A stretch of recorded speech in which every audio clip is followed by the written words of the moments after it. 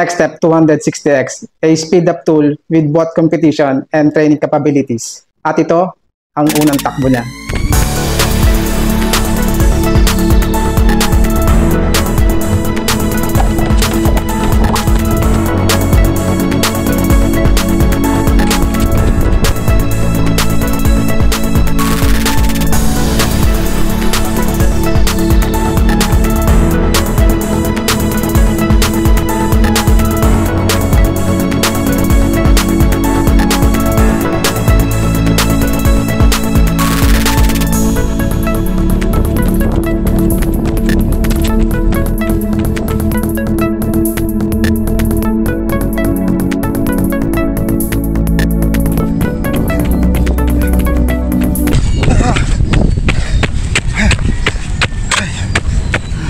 Magandang araw sa inyo guys, ako nga pala si Jobs TV at sa araw nito pag-uusapan natin itong Xstep 260X. So bago ang lahat, magbibigay lang ako ng disclosure.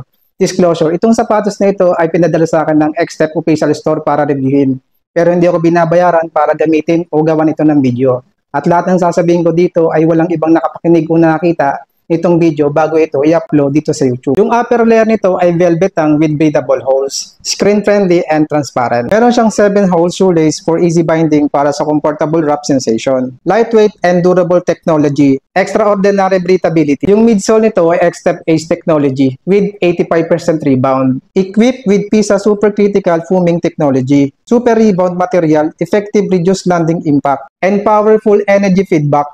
At guys, yung foam na ginamit dito ay galing dun sa Xstep 160X na nabroke yung Chinese marathon record. Nga pala guys, 8mm yung drop niya.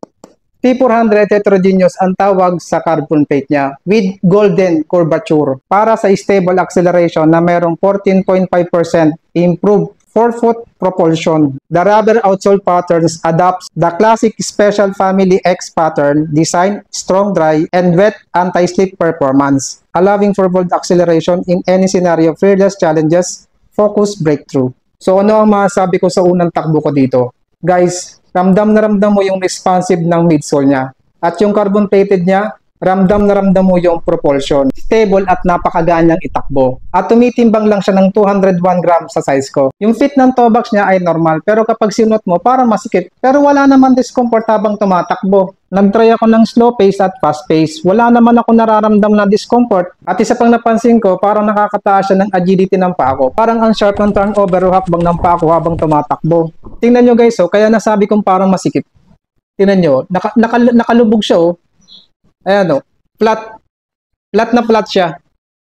Ayan o, parang yung iba kasi nakaganon, nakaganyan, nakalobo yung sa ibang mga sapatos. Pero sa kanya, pag napansin mo, tingnan mo ang nipis ng taas o. Pero pag sinuot mo, saktong-sakto lang, hindi naman siya sobrang sikip. Parang pakiramdam mo lang masikip, pero pag tinakbo mo, napakaganda ng fit sa paa mo.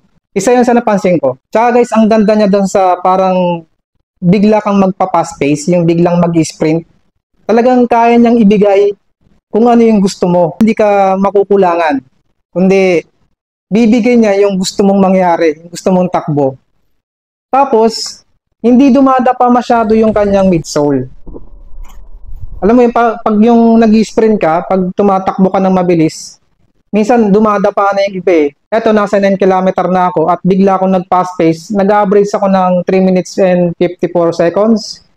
Hindi ko naramdaman yung semento. Para sa akin, highly recommended ko ito gamitin sa speed workout tulad ng interval, tempo, at para sa running competition. Sa mga sprinter, magugustuhan nyo yung power ng forefoot niya at ng midfoot niya. Kung gusto nyo, ilalagay ko sa description ng link kung saan nyo mabibili.